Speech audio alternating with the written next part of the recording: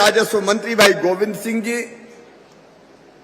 अलग अलग स्थानों से जुड़े हुए मेरे सभी मंत्री साथीगण, हम निवेदन करेंगे माननीय मुख्यमंत्री श्री शिवराज सिंह चौहान जी से, प्रतीक है विश्वास और विकास के लिए जिन्होंने अनथक परिश्रम किया है, हमें हमारे अंदर आदरणीय राजेंद्र शुक्ला जी, सकारात्मकता हमारे बहुत हमारी वरिष्ठ नेता, लोकप्रिय विधायक आदरणीय नागेंद्र सिंह गुड़ जी,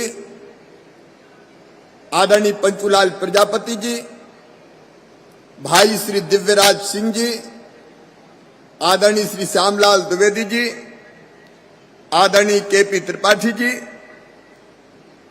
जिलाध्यक्ष आदरणीय अजय सिंह जी, प्रदेश के मंत्री राजेश पांडे जी, हमारे बीच में वरिष्ठ नेता आदरणीय पुष्पराज सिंह जी भी विराजमान है, बहन ममता गुप्ता जी, वीरेंद्र जी, कमलेश्वर जी, राम सिंह जी। अब समय की सीमा है, इसलिए मंचासीन सभी साथीगण, सभी विधायक साथीगण जो अलग अलग प्रदेश में अलग अलग स्थानों से जुड़े हैं और प्रदेश भर से मुझे सुन रहे किसान बहनों और भाइयों, आप सबको दोनों हाथ जोड़ के शीश झुका के प्रणाम करता हूं, आप सबको नमस्कार करता हूं। ये भारतीय जनता पार्टी की सरकार है, चाहे केंद्र में हमारे नेता, वैश्विक नेता, अब दुनिया को दिशा देने वाले, गौरवशाली, वैभवशाली और शक्तिशाली भारत के निर्माता आदरणीय नरेंद्र मोदी जी हो, और चाहे मध्य प्रदेश में अपनी सरकार हो, हमारा एक ही लक्ष्य है, खेती को लाभ का धंधा बनाना और किसान के पास खजाने से ज्यादा पैसा पहुंचाना। अभी आदरणीय नरेंद्र सिंह जी बता रहे थे, प्रधानमंत्री जी ने शुरू किया, 6,000 रुपया एक साल में किसान के खाते में डालेंगे। अब मैं चौथी बार बना मुख्यमंत्री, तो दिल ने कहा, शिवराज प्रधानमंत्री 6,000 डाल रहे हैं, तू चौथी बार बना है तो 4,000 तू भी तो डाल, कम से कम 10,000 तो कर ही दे। और तब हमने ये फैसला किया कि प्रधानमंत्री जी बड़े हैं, वो 6,000 डालेंगे, मामा छोटे हैं तो वो 4,000 डालेंगे। कुल मिला के 10,000 रुपया अतिरिक्त किसान को मिलना चाहिए। मैं बड़े किसानों की बात नहीं करता, लेकिन जो छोटे किसान हैं, 1 एकड़ वाले, 2 एकड़ वाले, 2.5 एकड़ वाले, सूखी खेती करने वाले, उनके लिए ये 10,000 रुपए की राशि वरदान है, वरदान। छोटी छोटी जमीन के टुकड़े जिनके पास है, उनको समय पर, अगर समय समय पर ये 10,000 मिल जाए, और आप देखिए 5 बार में 10,000 मिलते हैं, 3 बार प्रधानमंत्री जी डालते, 2 बार मैं डालता हूं, तो आप ये मानिए कि 2.5 महीने के अंतराल से 2-2 हजार रुपया खाते में पहुंचते रहते हैं, तो कई बार कई काम बहुत आसान हो जाते हैं। एक प्रधानमंत्री किसान सम्मान निधि और दूसरी मुख्यमंत्री किसान कल्याण योजना, और अकेली योजना नहीं, मुझे रीवा से मोह है, और थोड़े दिन गैप हो जाता है बिंद में आए बिना, तो मुझे बेचैनी होने लगती है, क्योंकि मैंने हमेशा कोशिश की है, अगर इंदौर, उज्जैन और भोपाल चक्कर लगेंगे तो रीवा को भी पीछे मैं किसी भी कीमत पर नहीं रहने दूंगा। और ये जब 2-1-2.5 महीने हो जाते हैं तो मुझे लगता है रीवा चलो, बिंद चलो, गणेश जी सतना भी आना है, और इसलिए मैं हमेशा सोचता हूं कि कोई ना कोई कार्यक्रम ऐसा करूं जिससे बिंद की इस पवित्र धरा को आके प्रणाम कर लूं, आप सब बिंद वासियों को प्रणाम कर लूं, आप सब रीवा वासियों को प्रणाम कर लूं। मैं सच कहता हूं, मुझे चैन नहीं पड़ता, मुझे लगता कि दिन थोड़े ज्यादा हो रहे, और मैं ऋणी हूं बिंद का, खुलेआम बार बार कहता हूं, बिंद वालों, आपने भारतीय जनता पार्टी को समर्थन देने में कोई कसर नहीं छोड़ी, मैं विकास और जनता के कल्याण में कोई कसर नहीं छोड़ने वाला।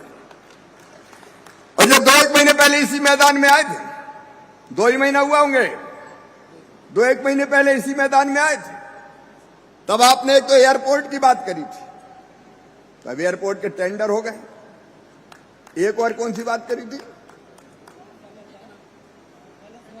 हाँ, बाण सागर का बैलेंस वर्क देखो, ईमानदारी से सोच के देखो।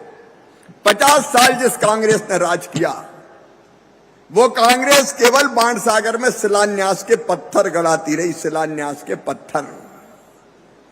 कभी बाण सागर बना नहीं। 7.5 लाख हेक्टेयर जमीन में कुल सिंचाई की व्यवस्था, और वो भी अकेले कांग्रेस की नहीं थी। राजा, महाराजा, अंग्रेज, उन सब ने जो कोशिश की, उसका भी परिणाम था 7.5 लाख। आज मैं गर्व के साथ कहता हूं मध्य प्रदेश वासियों कि उस सिंचाई को बढ़ा के कर दिया हमने। 13 लाख हेक्टेयर जमीन में आज सिंचाई हो रही है पूरे मध्य प्रदेश में। आज मैं बता रहा हूं आपको, 66,000 करोड़ की योजनाएं और हमने स्वीकृत किए। 30,000 करोड़ की योजनाओं पे इस साल काम प्रारंभ हो रहा है। अब यहां चाहे नई गढ़ी हो, चाहे पंडित जी त्योंथर हो, श्यामलाल जी सिमरिया भी हो, चाहे देवराज जी का क्षेत्र हो, कोई का क्षेत्र नहीं बचेगा। कह दो बिंद के कोने कोने में जाके, ये भारतीय जनता पार्टी की सरकार हर खेत तक पानी पहुंचाने में कोई कसर नहीं छोड़ेगी। और आज उसी का परिणाम पूरे प्रदेश में हो रहा है। कोई संभाग नहीं छूटा है। ग्वालियर, चंबल हो, विंध्य, बुंदेलखंड हो, बुंदेलखंड वासियों, प्रधानमंत्री जी को भी मैं हृदय से धन्यवाद देता हूं।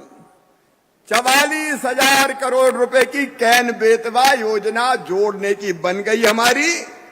जल्दी टेंडर होंगे और लगभग 20 लाख एकड़ जमीन में सिंचाई करेंगे हम। 20 लाख एकड़ जमीन में। मैं जानता हूं किसान भाइयों, सूखी खेती में क्या रखा है। कई बार जितना बो के आओ उतना काटने की स्थिति नहीं बनती, लेकिन खेतों में अगर सिंचाई होती। आज रीवा देख लीजिए, रीवा उदाहरण है। रीवा का विकास आप देख लीजिए, लेकिन केवल सड़कों का विकास नहीं हुआ है, केवल फ्लाईओवर नहीं बन रहे। आप रीवा के मकान देख लीजिए, रीवा की दुकान देख लीजिए, रीवा में नई चमक नजर आ रही है।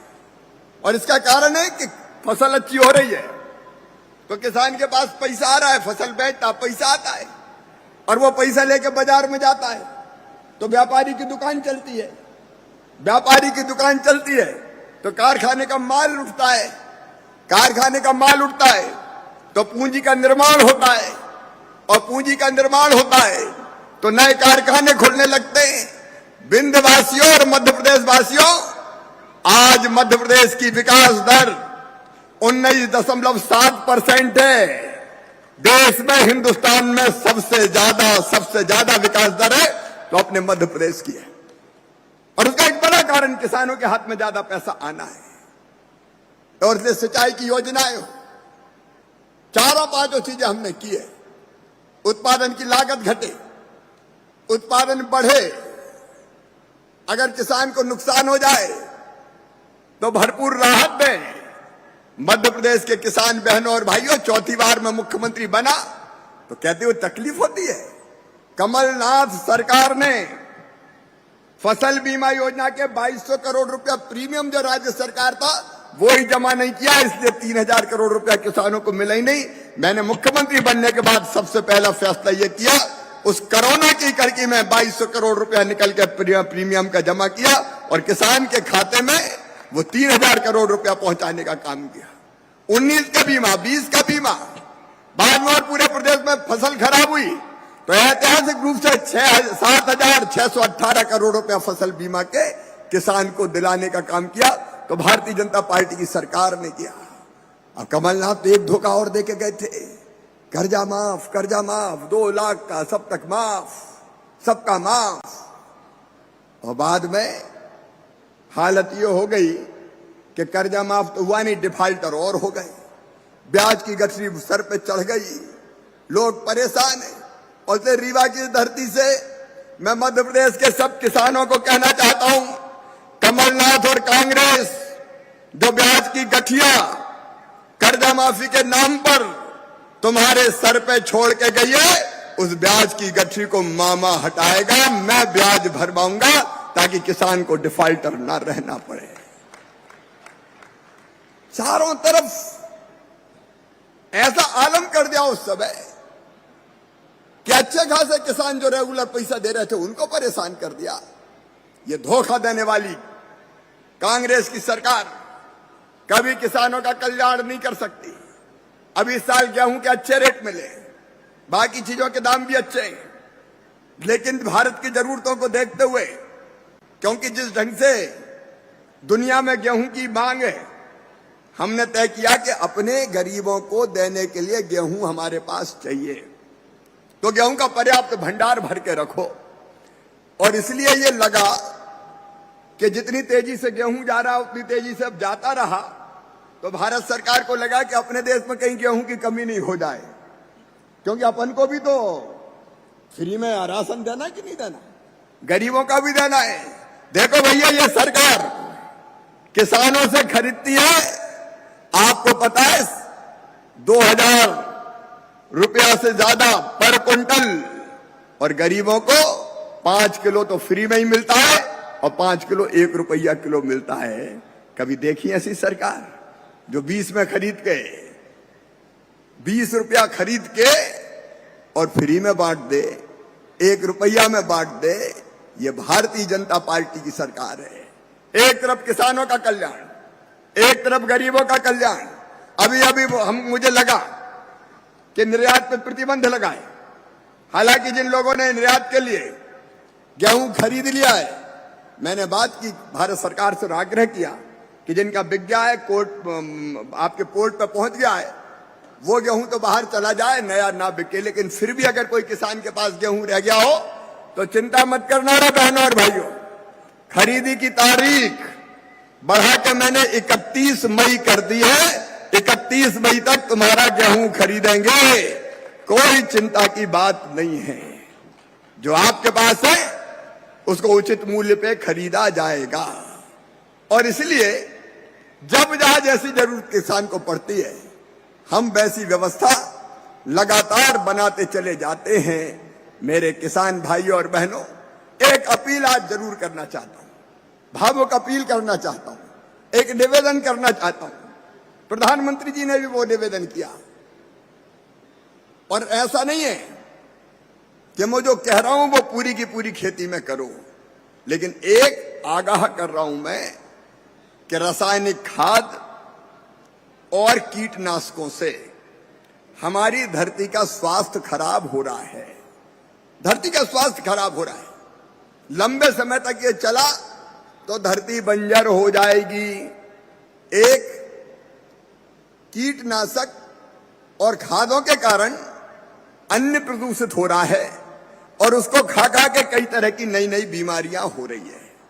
और इसलिए प्रधानमंत्री जी ने भी चिंता व्यक्त की कि हम प्राकृतिक खेती करें। मैं ये कहने नहीं आया कि सब में ही प्राकृतिक खेती पूरी जमीन में करो, और जो मैं कह रहा हूं वो मैं पहले कर रहा हूं।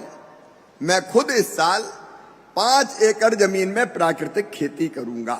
5 एकड़ जमीन में मैं आपसे कह रहा हूं, जिनके पास 5 एकड़ है वो आधा एकड़ में करे, 10 एकड़ है वो 1 एकड़ में करे, 2 एकड़ है तो भी एक टुकड़े में करे।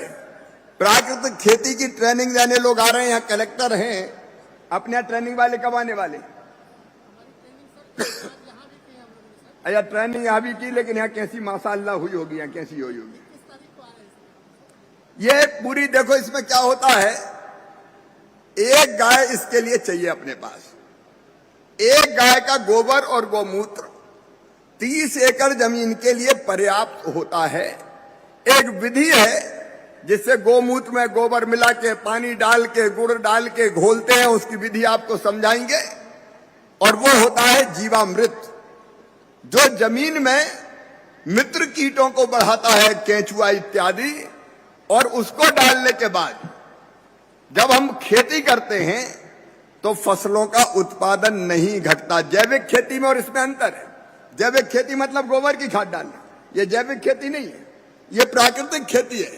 तो इसमें मित्र कीट बढ़ते हैं और उसके कारण पहले साल थोड़ा बहुत उत्पादन प्रभावित होता है, लेकिन अगले साल फिर भरपूर उत्पादन होता है। इससे कितने फायदे?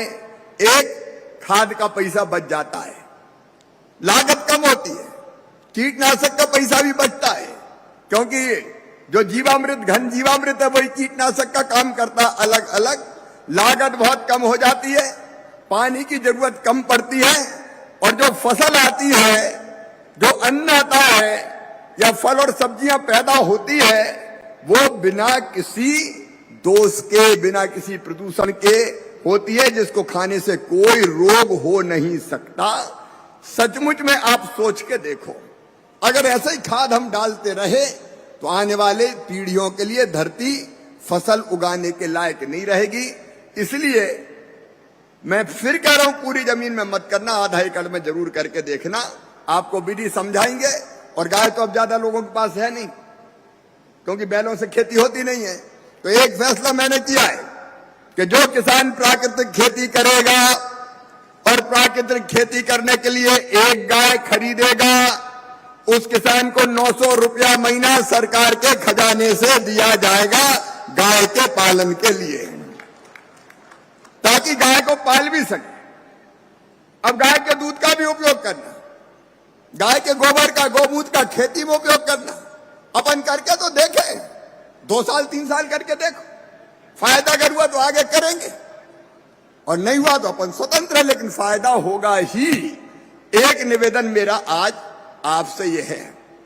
दूसरा, अब हमको कृषि का विविधीकरण करना है, और विविधीकरण का मतलब है केवल गेहूं की या धान की खेती क्यों करें, अलग अलग तरह की खेतियां, फलों की खेती, फूलों की खेती, सब्जियों की खेती, औषधि खेती, उसकी तरफ भी तेजी से बढ़े।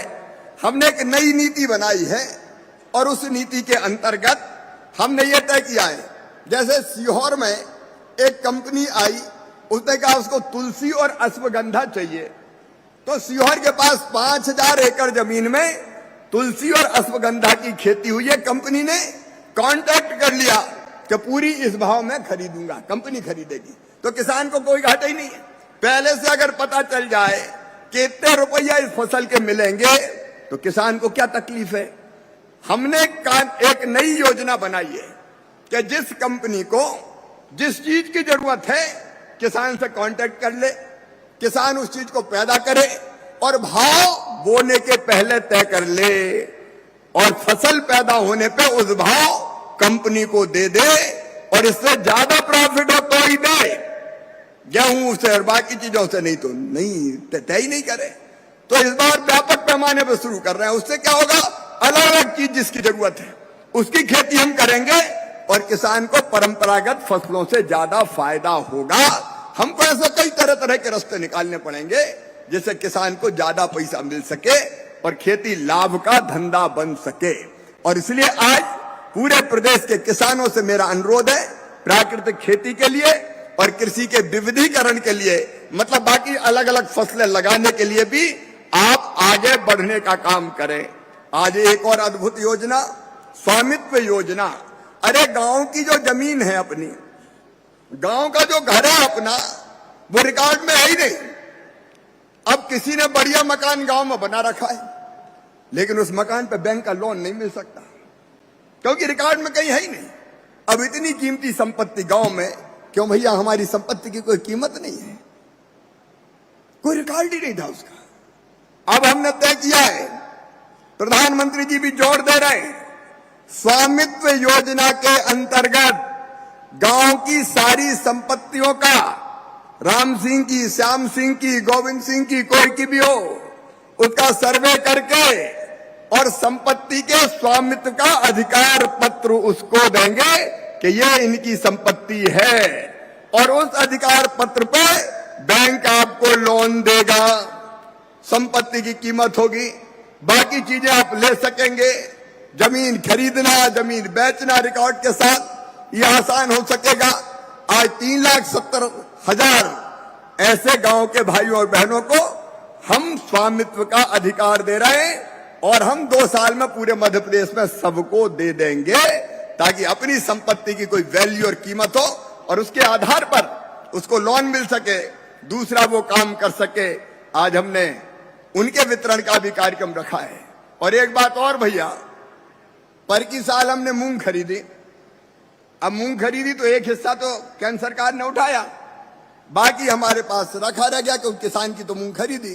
तो हमने तय किया कि स्कूल में पढ़ने वाले अपने जितने बच्चे हैं, 5वीं तक जो बच्चे पढ़ते हैं उनको 10 किलो मूंग देंगे, और 8वीं तक पढ़ने वाले बच्चे 6वीं से लेके उनको 15 किलो मूंग दी जाएगी। ये 10 किलो और 15 किलो मूंग, ये मूंग बड़ी काम की चीज है। मूंग की दाल खाओ, मूंग अगर भिगो दो, सुबह अंकुरित मूंग खाओ, तो इससे पोषक आहार बच्चों को मिलता है। और इसलिए पूरे प्रदेश में राशन की दुकानों से ये 10 किलो और 15 किलो मूंग हम बच्चों को थैले में भर भर के दे रहे हैं। आज यहां भी कुछ बच्चों को देंगे। और ये मूंग कितने की है पता है? लगभग 650 करोड़ रुपया की मूंग हम अपने भांजे भांजियों को बांट देंगे कि मूंग खाओ, पोषण आहार खाओ और थोड़ा बहुत स्वास्थ्य ठीक बनाओ। यह जनता की सरकार जनता के कल्याण के कामों के लिए है। कल ही मैंने नगरोदय अभियान के तहत 22,000 करोड़ रुपए के काम, जिसमें रीवा के भी हैं, सतना के भी हैं, हर एक नगरीय निकायों के 22,000 करोड़ के। अब कमलनाथ दादा कहते थे मेरे पास पैसा ही नहीं है, मामा खजाना खाली कर गया। इनका मामा नहीं औरंगजेब हो गया जो लूट लाट के चला गया। वो रोते ही रहते थे पैसा ही नहीं है, पैसा ही नहीं है। हम कहते हैं कमी नहीं है, काहे की चिंता। मध्य प्रदेश में भारतीय जनता पार्टी की सरकार है, भगवान की कृपा है, जनता के कल्याण के लिए और विकास के लिए पैसे की कमी नहीं है और न वो कमी आने देंगे। नगरों का विकास भी होगा, गांव का विकास भी होगा, जनता के कल्याण की योजनाएं भी चलेंगी, गरीब को भी शहर और गांव में स्थान होगा। और इसलिए गरीब बहनों और भाइयों, मुख्यमंत्री भू आवासीय अधिकार योजना ये पंचायत के चुनाव के बाद हम चालू करेंगे। और एक संकल्प है शिवराज का, भारतीय जनता पार्टी की सरकार का, हम कोई गरीब मध्य प्रदेश में बिना जमीन के टुकड़े के नहीं रहेगा। हर एक को रहने की जमीन का मालिक बनाया जाएगा। अरे सबको जमीन का मालिक बनना चाहिए कि नहीं? सामने से बोलो, बनना चाहिए कि नहीं? आप दो हमारे पुराने, एक कम्युनिस्ट नेता थे, एक समाजवादी नेता थे। अगर योजनाओं को देखो तो अपन से बड़ा कम्युनिस्ट और समाजवादी कौन हो सकता है? अपन तो गरीबों में बांटने का काम कर रहे हैं। गरीब जमीन का मालिक बनेगा। मुख्यमंत्री भू आवासीय अधिकार योजना। और सुनो मध्य प्रदेश के भाइयों और बहनों, अभी गुंडों से, दादाओं से, दबंगों से, माफियाओं से बुलडोजर चला चला के कितनी जमीन मैंने छुड़ाई है पता है? 21,000 एकड़। कितनी छुड़ाई है? अरे बोल के बताओ कितनी छुड़ाई है? 21,000 एकड़। और उसकी कीमत कितनी है पता है? 15,000 करोड़ रुपया। 2 साल में 15,000 करोड़ रुपया की 21,000 एकड़ जमीन छुड़ाई है, खाली कराई है। और उनमें से जो जमीन गरीबों के घरों के लायक है वो सब गरीबों में बांटी जाएगी। गुंडों से छुड़ाऊंगा, गरीबों को बांटूंगा। बोलो ठीक है कि नहीं? तो बोलो भारत माता की। गरीब कल्याण का महायज्ञ चल रहा है और कोई भी गुंडा, दादा, बदमाश, दबंग गड़बड़ करने की जरूरत ना करे। माटी में मिला देंगे, ये संकल्प है हमारा। और आप देख रहे हैं जहां दादागिरी, गुंडागर्दी होती है, वहां हिसाब बराबर करने में हम देर नहीं करते। हम जनता के लिए, किसानों के लिए, गरीबों के लिए, आम इंसान के लिए, आपकी भलाई के लिए। और जो भलाई का महायज्ञ चल रहा है, जन कल्याण का महायज्ञ चल रहा है, उसकी एक नहीं अनेकों योजनाएं हम क्रियान्वित करने का काम कर रहे हैं। मेरे बहनों और भाइयों, यह अभियान चलेगा। सज्जनों के लिए फूल से ज्यादा कोमल मेरी सरकार, लेकिन दुष्टों के लिए वज्र से ज्यादा कठोर मेरी सरकार। आम आदमी को हक और न्याय दिलाएगी। आज एक नहीं अनेकों योजनाएं कल और आज भी हमने शुरू की है। कल भी धारणाधिकार के पट्टे बांटेंगे। अब ये कांग्रेसियों को चक्कर समझ में नहीं आ रहा कि ये बांट कहां से रहा है। अब भगवान की कृपा है, हम क्या करें। और एक बात सुन लेना भाई, समाज के हर वर्ग का कल्याण का काम, ओबीसी को न्याय दिलाने के लिए भी हम लड़े। तो भगवान परशुराम जी की जयंती पर इस सरकार ने फैसला किया, हमारे बटुक बालक, ब्राह्मण बालक जो संस्कृत पढ़ते हैं, जो कर्मकांड को जिंदा रखे हुए हैं, आज तक किसी सरकार ने उनको स्कॉलरशिप नहीं दी। इसी साल से मैं किसी भी संस्कृत विद्यालय में पढ़ने वाले बच्चों को स्कॉलरशिप दूंगा, ताकि वो बच्चे हमारी संस्कृति को आगे बढ़ा सकें। हमने फैसला किया, जिन मंदिरों में कोई जमीन नहीं है, पुजारियों को 5,000 रुपया जो शासन संधारित मंदिर है, उनको मानदेय देने का काम करेंगे। हमने फैसला किया, मंदिर की जमीन में सरकार का कोई हस्तक्षेप नहीं है। पुजारी हर साल उसको नीलाम करेगा। हमने फैसला किया, भगवान परशुराम की पूरी जीवनी पाठ्य पुस्तकों में पढ़ाई जाएगी। फैसला भी किया और लागू भी कर दिया हमने तत्काल, भगवान परशुराम की जीवनी पढ़ाई। सामाजिक न्याय, सामाजिक समरसता के साथ यह हमारा संकल्प है।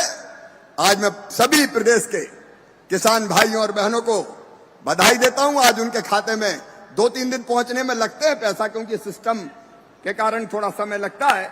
ये पैसे पहुंच जाएंगे। गेहूं की खरीद में कुछ जगह मुझे बताया है अभी कि थोड़ा देर लग रही है पैसा आने में। उस सिस्टम को भी हम अपडेट करने का काम करेंगे, आप चिंता ना करें। अभी मुझे बताया कि नगर सुधार न्यास के नाम पे कई जगह शहर में जमीन ले ली गई, नोटिफाई कर दी और चली गई। बाद में कांग्रेस को लोग परेशान करते रहे। रीवा का मामला राजेंद्र जी आपने बताया है, लेकिन ऐसे नगर सुधार न्यास की जमीन जहां जहां इस ढंग से नोटिफाई करके ली गई होगी, मैं उसको किसान जो जिसकी जमीन उसको वापस करवा दूंगा। सरकार की दादागिरी नहीं चलेगी, अफसरशाही नहीं चलेगी। नहीं तो एक आदेश निकाल दो और चक्कर में जमीन, आम आदमी घूमते ही रहे। रीवा का भी मामला हल किया जाएगा और बाकी जगह हो तो वो भी हल किया जाएगा। आगे जनता की सुविधा के लिए हम काम कर रहे हैं। और जितने भी अफसर हैं, कलेक्टर, कमिश्नर, आईजी, एसपी, बाकी ये सब जनता की सेवा के लिए। अभी मुझे पता चला मनगवा में कल नगरोदय का कार्यक्रम हुआ। कुछ लोगों को एक किस्त दे दी गई, दूसरी किस्त रोक दी गई कि अब जांच करेंगे। बड़ी देर से जगा, ये कौन सा अफसर था, एक किस्त के बाद जांच करेगा। और पहले ने अगर गड़बड़ की होगी तो उसको नहीं छोड़ूंगा मैं। लेकिन आज मैं सीधे निर्देश दे रहा हूं, गरीबों के साथ ये मजाक नहीं चलेगा। उनके मकान तोड़वा दिए, वो मकान बना रहे हैं, एक किस्त दे दी और अब दूसरी रोके, तत्काल उनके खाते में पैसा जारी कर दिया जाए और जिसने ये काम किया है उसको वहां से हटा दिया जाए। ये नहीं चलेगा कि अफसर के मन में आया और हर कुछ रोक दे। ये तमाशा थोड़ी है। यहां शिवराज का राज है, भारतीय जनता पार्टी का शासन है। कोई गड़बड़ ना करे, जनता को कोई दिक्कत और परेशानी नहीं होनी चाहिए। एक बार मैं फिर आज कार्यक्रम से जुड़े हुए सभी बहनों और भाइयों को जो पूरे मध्य प्रदेश से जुड़े हैं, उनका अभिनंदन करता हूं। पंचायत के चुनाव आ रहे हैं, प्रेम से लड़ना। बहुत दिन हो गए, कई कुसमुसा रहे थे, अरे 7 साल से वो डटे, हम कब आएंगे। तो आप चिंता मत करो, मौका आ गया है लड़ना, लेकिन प्रेम से लड़ना, अच्छे से लड़ना, सद्भाव से लड़ना। 1 हफ्ते के अंदर अधिसूचनाएं जारी कर दी जाएंगी। नए प्रतिनिधि भी चुन के आए और जनता की बेहतर सेवा करें, लेकिन चुनना अच्छों को भैया हो, नहीं हम पैसा भेजें और गड़बड़ हो जाए। तो ये कृपा जरूर करना।